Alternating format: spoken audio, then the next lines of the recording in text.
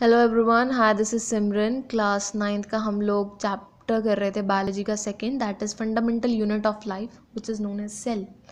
Cell में हम लोगों ने प्लाज्मा मेम्ब्रेन और सेल वॉल हमने कर ली थी। फर्दर उसको कंटिन्यू करते हुए हम लोग करेंगे आज न्यूक्लियस।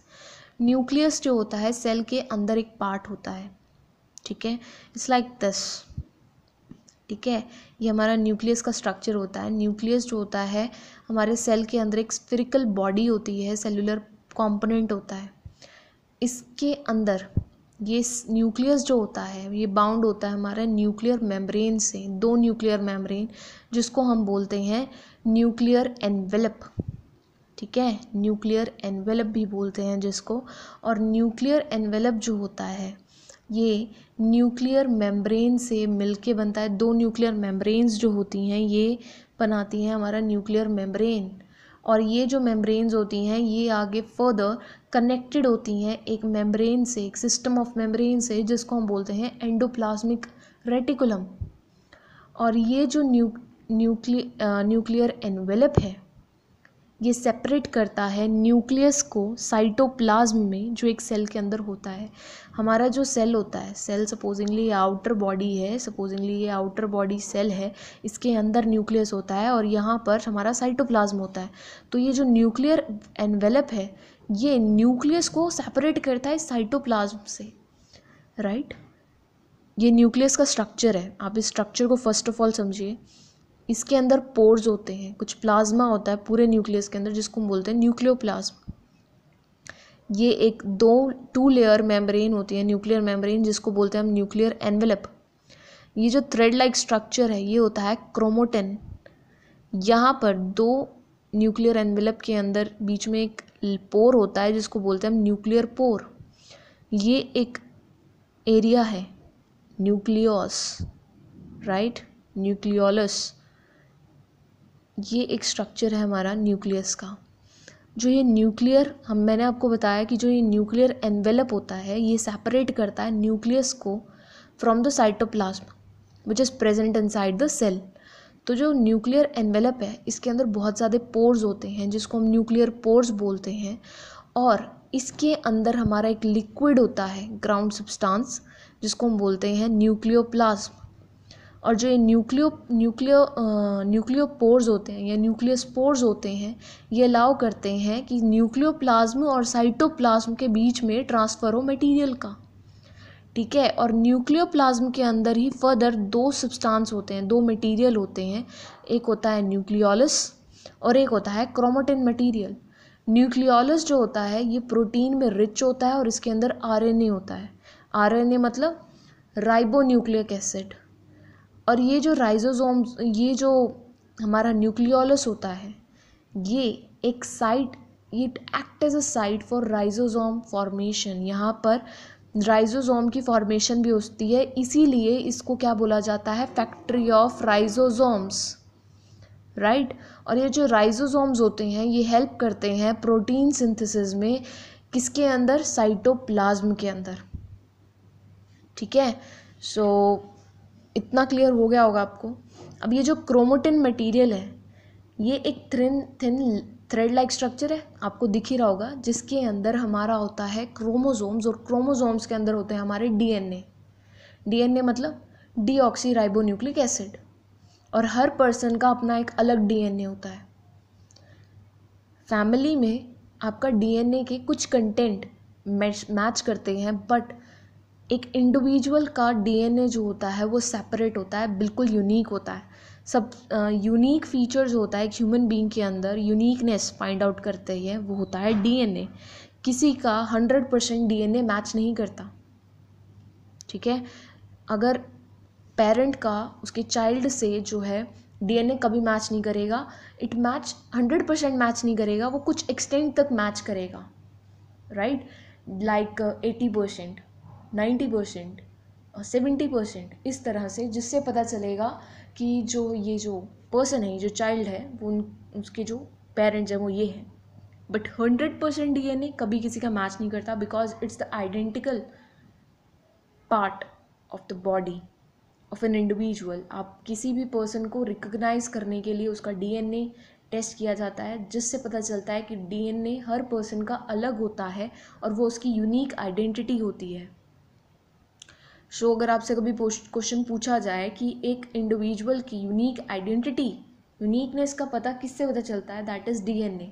और किसी भी ह्यूमन बीइंग का, होमोसेपियन का डीएनए एक दूसरे के साथ 100% मैच नहीं करता, राइट। इसलिए अगर आप लोगों ने कभी नोट किया हो कि फॉरेंसिक के टाइम पर अगर हमें फाइंड आउट करना हो कि ये जो क्रिमिनल टास्क किया गया है वो इसी पर्सन का है या किसी और पर्सन का है, किस पर्सन का है, तो उसका डीएनए मैच किया जाता है, जिससे पता चलता है कि अगर वो 100% मैच हो जाए that means this person is guilty, right. तो ये बहुत सारी चीज़ों में इसका बहुत यूज़ होता है and this is the uniqueness. So DNA is the uniqueness of a Homo sapien. Further हमने 2 टर्म्स अभी तक देखी हैं, एक तो है न्यूक्लियस, एक है न्यूक्लियोलस। दोनों टर्म सुनने में एक जैसी लगती हैं। न्यूक्लियस और न्यूक्लियोलस में बट डिफरेंस होता है। न्यूक्लियस के अंदर होता है न्यूक्लियोलस। ये जो है न्यूक्लियस जो है रिप्रेजेंट करता है यूकैरियोटिक कॉम्प्लेक्स को, जिसके अंदर जेनेटिक इन्फॉर्मेशन होती है, जबकि न्यूक्लियोलस जो होता है ये कंपोनेंट होता है न्यूक्लियस का। न्यूक्लियस जो होता है ये 2 जो लेयर होती हैं मेम्ब्रेन की उससे सराउंडेड होता है, जबकि इसमें कोई कवरिंग मेम्ब्रेन नहीं होती, it doesn't have any membrane. ये कंट्रोल करता है स्ट्रक्चर और वर्किंग ऑफ अ सेल, जबकि ये जो है ये सिंथेसाइज करता है राइजोसोम्स को, राइजोसोमल सब यूनिट को। इसीलिए तो न्यूक्लियोलस को हम लोग क्या बोलते हैं, फैक्ट्री ऑफ राइजोसोम्स, ठीक है। नेक्स्ट कम इज़ योर, हमने देखा था क्रोमोटिन के अंदर जो होते हैं क्रोमोसोम्स होते हैं जिनके अंदर डीएनए होता है, ठीक है। तो क्रोमोसोम्स क्या है, chromosomes are the thread like structure which usually present in the nucleus that become visible only during cell division. Cell division होती किस में है, माइटोसिस और मिसोसिस। जब सेल डिवीजन की जाती है ये थ्रेड लाइक स्ट्रक्चर तभी दिखाई देता है, ये क्रोमोसोम्स, राइट। और क्रोमोसोम्स जो होते हैं 2 मटेरियल से बन के बनते हैं, that is DNA and protein. DNA deoxyribonucleic acid, protein कौन कौन से प्रोटीन्स होते हैं, हिस्टोनिन और एसिडिक प्रोटीन्स। ये हमारा क्रोमोसोम का स्ट्रक्चर होता है। ये जो है ये आर्म्स हैं, क्रोमोसोम आर्म। ये जो सर्कल है ये होता है हमारा क्रोमोसेंटर, सेंट्रोमियर, या फिर हम ये कह सकते हैं प्राइमरी कॉन्स्ट्रिक्शन। ये रेप्लिकेटेड नहीं है, ये रेप्लिकेट किया जाता है, डुप्लीकेट बनाया जाता है, डुप्लीकेट बनता है, इस तरह से ये डुप्लीकेट होता है और ये सिस्टर क्रोमोसोम बन जाती हैं। और ये जो है ना ये आपको डॉट जो दिख रही हैं, दीज आर योर डीएनए, ठीक है। ये डुप्लीकेट क्रोमोसोम ये ब्रेक डाउन हो जाता है फर्दर और हमारा अनरेप्लिकेटेड क्रोमोसोम्स बना देते हैं। तो इस तरह से क्रोमोटिड के अंदर ये प्रोसेस चलता है, ठीक है, कि वो पहले सिस्टर क्रोमेटिन में बनता है, फिर वो जो आगे है वो आइडेंटिकल बन जाता है और आगे फर्दर प्रोसेसिंग चलती है, मतलब डॉटर क्रोमोसोम्स भी हम कह सकते हैं।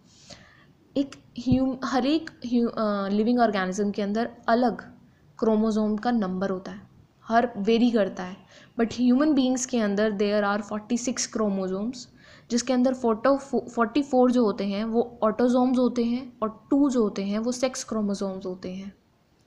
सेक्स क्रोमोसोम्स का मतलब पता ही होगा आपको, right. 2 sex chromosomes means X and Y. कौन कौन से होते हैं, XX और XY, ये 2 क्रोमोसोम्स होते हैं। ये होते हैं फीमेल्स के अंदर और जबकि XY जो होते हैं ये होते हैं मेल्स के अंदर, ठीक है। या आगे फर्दर इसका काम चलता है कि जो फीमेल है फर्टिलाइजेशन के अंदर आप लोग पढ़ेंगे इसको डिटेल में, बट ये होते हैं हमारे क्रोमोसोम, 2 क्रोमोसोम्स जो होते हैं मेल्स के अंदर, फीमेल्स के अंदर होते हैं XX क्रोमोसोम, मेल्स के अंदर होते हैं XY क्रोमोसोम्स, जिसकी वजह से ह्यूमन बींग्स के अंदर 23 पेयर्स ऑफ क्रोमोसोम्स होते हैं, ठीक है। जो पेयर्ड कंडीशन होती है क्रोमोसोम्स की, जो ये पेयर्ड कंडीशन है पेयर बने हुए हैं उसको हम बोलते हैं डिप्लॉयड, राइट। जो पेयर्ड कंडीशन है वो होते हैं डिप्लॉयड। और जो सेल इन्वॉल्व होते हैं which has full number of chromosomes उसको बोलते हैं डिप्लॉयड सेल। और अनपेयर्ड क्रोमोसोम्स जो होते हैं दैट मीन्स दीज अनपेयर्ड, ये पेयर्ड है तो ये डिप्लॉयड है, ये अनपेयर्ड है दीज आर हैप्लॉइड्स, ठीक है। और जो सेल इन्वॉल्व होते हैं वो हैप्लॉइड सेल। तो बॉडी सेल जो होता है वो डिप्लॉयड होता है, गैमीट्स जो होते हैं वो हैप्लॉइड्स होते हैं, राइट। तो हम इन ये ख़त्म होता है। उसके बाद फंक्शंस की बात आती है। न्यूक्लियस के फंक्शन क्या होते हैं? न्यूक्लियस जो है कंट्रोल करता है सारी की सारी सेल की मेटाबॉलिक एक्टिविटीज़ को, ठीक है। और ये सेल साइकिल को रेगुलेट भी करता है। और क्या करता है, ये हेरिडिटरी ट्रेड्स को अब ट्रांसमिट करता है from the parent to its offspring. Parent से ऑफस्प्रिंग में हेरिडिटी को ट्रांसमिट करने का काम भी न्यूक्लियस का ही होता है, राइट। सो आई होप आपको ये क्लियर हो गया होगा। सो अगर आपको ये वीडियो पसंद आई है और आपको क्लियर हुआ है तो please press the like button मेरे, और ज़्यादा से ज़्यादा लोगों तक इसे शेयर कीजिए। And please do subscribe my channel and don't forget to press the bell icon, and please do ask the queries in the comment section. Thank you.